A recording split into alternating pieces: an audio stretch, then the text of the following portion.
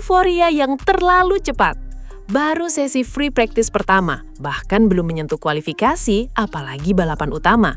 Tapi atmosfer sudah terasa seperti akhir pekan penentuan juara.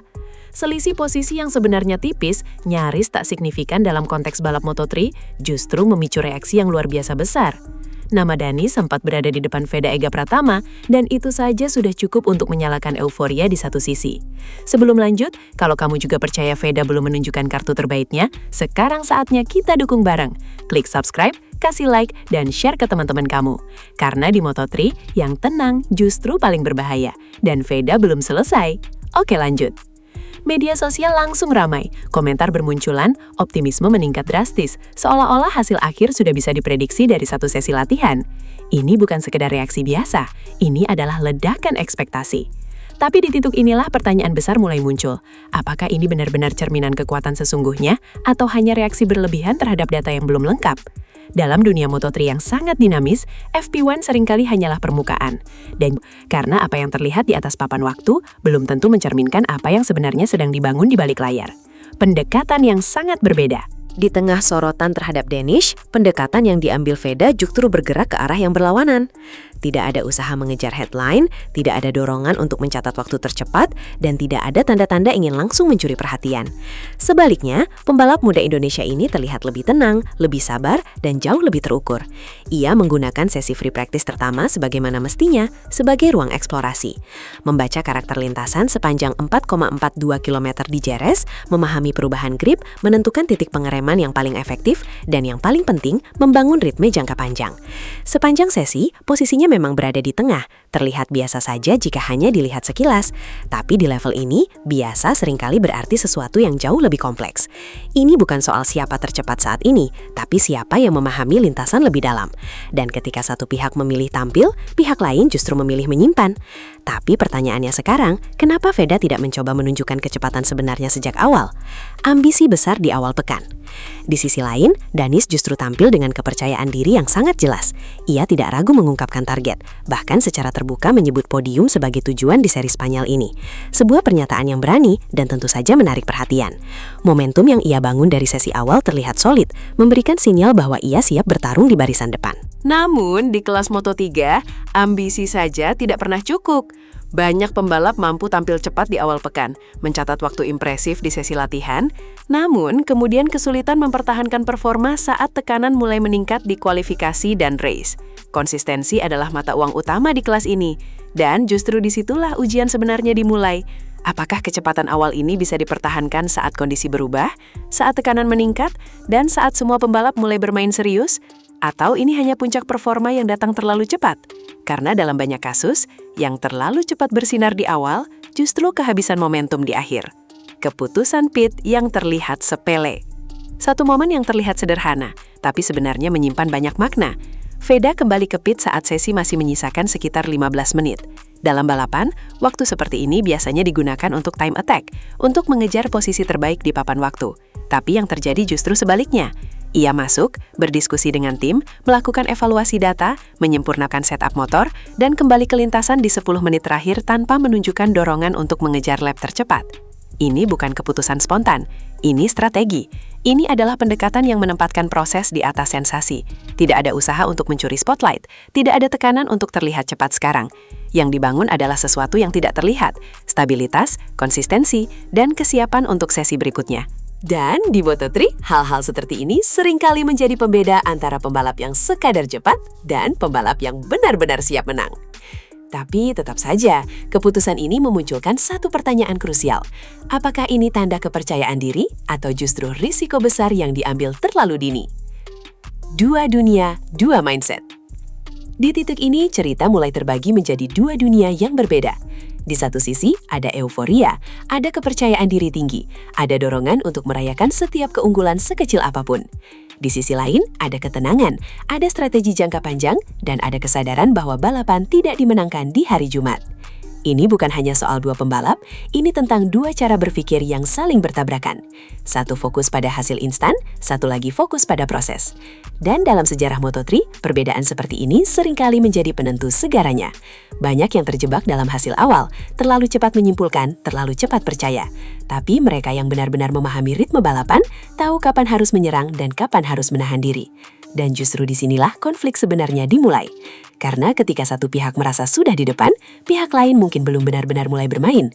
Dan jika itu benar, maka apa yang kita lihat sekarang bisa jadi hanyalah permulaan dari sesuatu yang jauh lebih besar.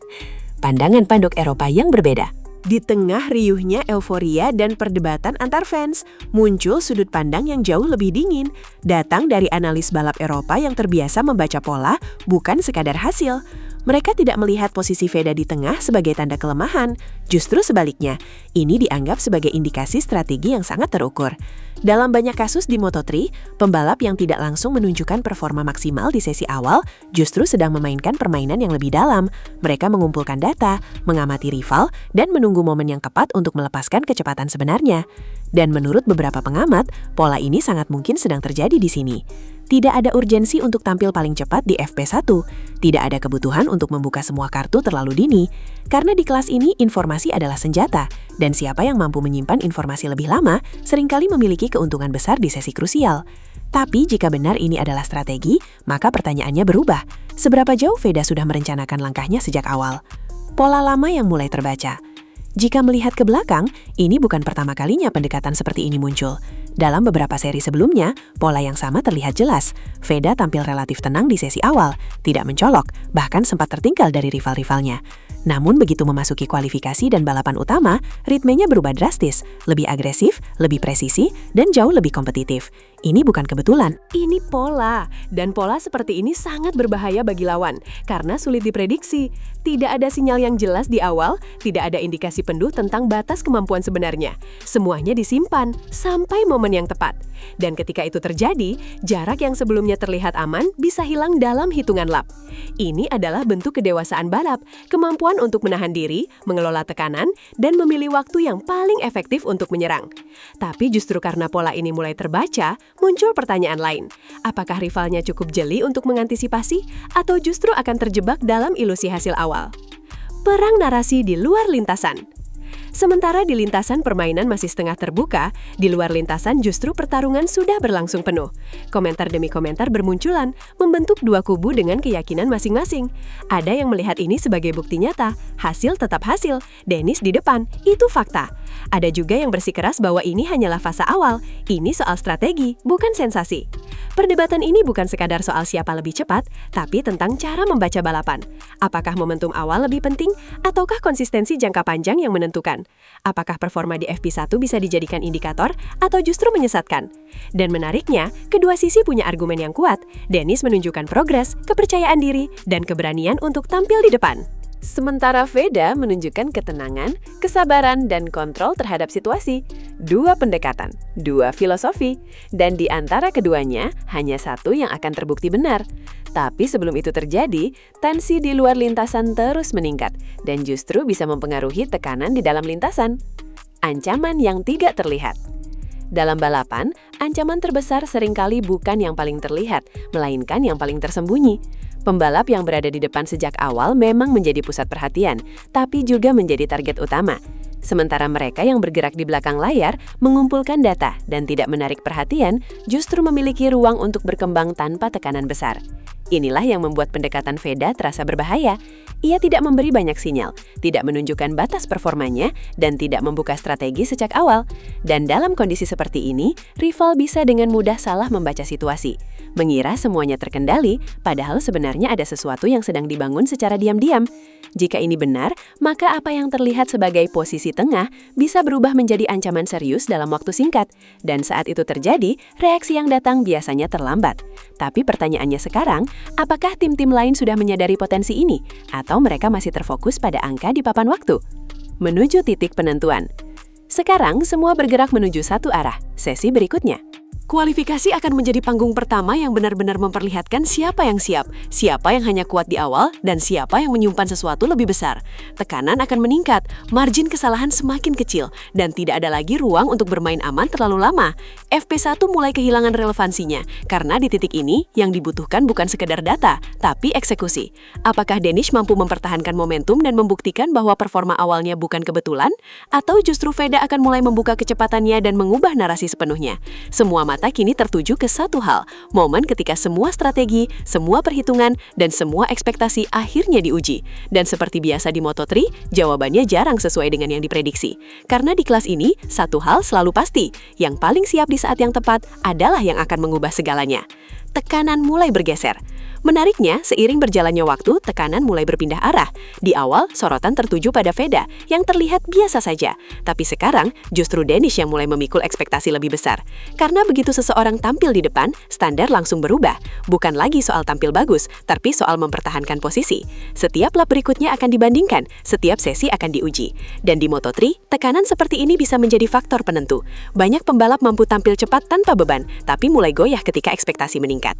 Danish sekarang tidak hanya melawan rival di lintasan, tapi juga melawan ekspektasi yang ia ciptakan sendiri. Sementara itu, Veda tetap berada di zona yang lebih tenang, tanpa sorotan berlebih, tanpa tekanan eksternal yang besar. Dan dalam banyak kasus, posisi seperti ini justru menjadi keuntungan tersembunyi. Tapi pertanyaannya sekarang, siapa yang lebih siap menghadapi tekanan saat semuanya benar-benar dipertaruhkan? Momentum versus kontrol. Di titik ini kita melihat benturan dua kekuatan yang sangat berbeda, momentum melawan kontrol. Danish membawa momentum dari FP1, rasa percaya diri, dan sinyal bahwa ia siap bertarung di depan. Itu penting, karena dalam balapan, kepercayaan diri bisa menjadi bahan bakar utama. Tapi di sisi lain, Veda membawa sesuatu yang berbeda. Kontrol. Kontrol terhadap ritme, terhadap strategi, dan terhadap emosinya sendiri. Ia tidak terburu-buru, tidak terpancing, dan tidak terjebak dalam dinamika luar lintasan. Ini bukan sekadar gaya balap, ini filosofi. Dan dalam Moto3, momentum bisa datang dan pergi dalam hitungan detik. Tapi kontrol, itu yang bertahan. Dan seringkali, pembalap yang mampu mengendalikan situasi, bukan yang sekadar mengikuti arus, adalah yang bertahan paling lama. Tapi di akhir hari, hanya satu yang akan menang. Dan konflik antara momentum dan kontrol ini akan mencapai puncaknya di sesi krusial. Risiko salah membaca situasi. Di balik semua ini, ada satu risiko besar yang mulai mengintai, kesalahan membaca situasi. FP1 memberikan data, tapi bukan gambaran lengkap. Namun justru disinilah banyak pihak terjebak.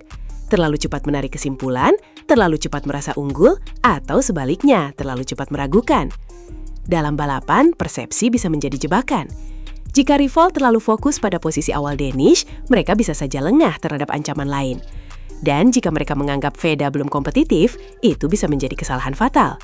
Karena ketika performa sebenarnya muncul, ruang untuk bereaksi sudah sangat sempit. Ini bukan hanya soal kecepatan, tapi soal timing. Siapa yang membaca situasi dengan benar, dan siapa yang terjebak dalam ilusi. Dan jika ada satu hal yang berbahaya di Moto3, itu adalah merasa terlalu aman, terlalu cepat. Potensi kejutan besar. Semua elemen sekarang mulai mengarah ke satu kemungkinan, kejutan. Jika pola lama benar-benar terulang, maka apa yang kita lihat di FP1 hanyalah lapisan luar. Dan ketika sesi kualifikasi dimulai, dinamika bisa berubah drastis. Veda yang terlihat tenang bisa saja tiba-tiba melonjak, membuka kecepatan yang selama ini disimpan. Sementara Danish yang sudah berada di depan harus membuktikan bahwa ia bukan hanya cepat di satu sesi. Ini adalah titik di mana narasi bisa berbalik total. Dari euforia menjadi tekanan, dari kepercayaan diri menjadi ujian. Dan dalam banyak kasus di Moto3, momen seperti ini adalah titik balik yang menentukan arah akhir pekan. Tapi, satu hal yang membuat situasi ini semakin menarik, tidak ada yang benar-benar tahu kapan kejutan itu akan datang. Semua ditentukan di momen terakhir. Pada akhirnya, semua kembali ke satu prinsip sederhana dalam balapan. Yang dihitung adalah hasil akhir. Bukan siapa yang tercepat di awal, bukan siapa yang paling ramai dirayakan, tapi siapa yang mampu tampil maksimal saat momen itu tiba. Kualifikasi dan race akan menjadi panggung sebenarnya. Semua strategi, semua pendekatan, semua perdebatan akan diuji dalam tekanan nyata. Tidak ada lagi ruang untuk spekulasi, tidak ada lagi perlindungan dari asumsi, hanya performa. Dan di titik ini, perbedaan antara pembalap yang siap dan yang hanya terlihat siap akan terlihat jelas. Ini bukan lagi tentang FP1. Ini tentang siapa yang benar-benar mengerti kapan harus menyerang, kapan harus bertahan, dan kapan harus mengubah segalanya. Jadi sekarang, pertanyaannya bukan lagi siapa yang unggul di sesi latihan. Pertanyaannya adalah siapa yang benar-benar siap saat tekanan mencapai puncaknya. Apakah euforia awal akan berubah menjadi dominasi nyata, atau justru runtuh di bawah beban ekspektasi? Dan apakah ketenangan yang terlihat biasa itu sebenarnya adalah fondasi dari sesuatu yang jauh lebih besar? Karena jika pola ini terulang sekali lagi, maka mereka yang terlalu cepat merayakan hari ini bisa jadi adalah yang paling terkejut saat lampu start padam nanti. Ini bukan sekedar soal kecepatan, ini tentang waktu, tentang keputusan. Dan tentang siapa yang berani menunggu untuk kemudian menyerang di saat yang paling menentukan.